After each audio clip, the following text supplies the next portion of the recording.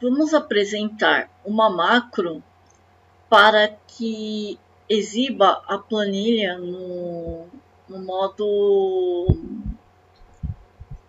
full screen. Desta forma, o menu da barra de opções e os atalhos não aparecerão. Então, vamos clicar aqui.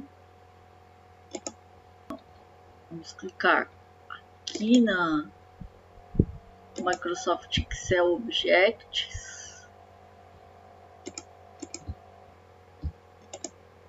Esta pasta de trabalho, Workbook. Aqui nós inserimos o código application